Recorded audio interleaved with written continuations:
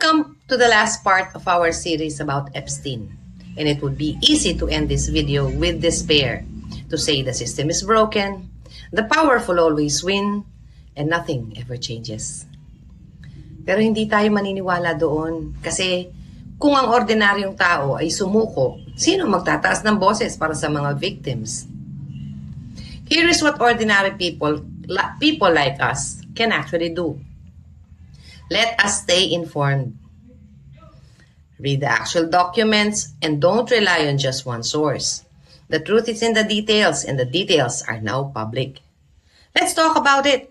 Silence is what protected Epstein for decades in the first place.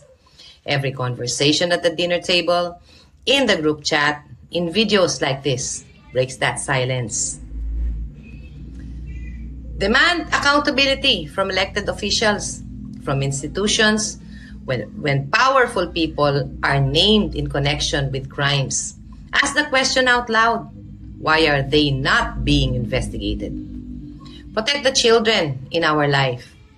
Teach them about body autonomy. Teach them it's okay to say no to adults. Teach them that no amount of money or opportunity is worth their safety. Ang ating kapangyarihan bilang mga ordinaryong tao ay nasa boses natin, sa boto natin, sa mga kwentong ibinabahagi natin, sa pagtanggi nating tumalikod. The Epstein case is not ancient history. It is ongoing. The network existed. Some of it may still exist.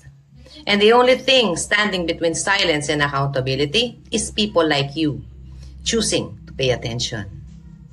Ang mga ordinaryong tao na walang private island, walang Lolita Express, walang network ng kapangyarihan, ang siyang pag-asa.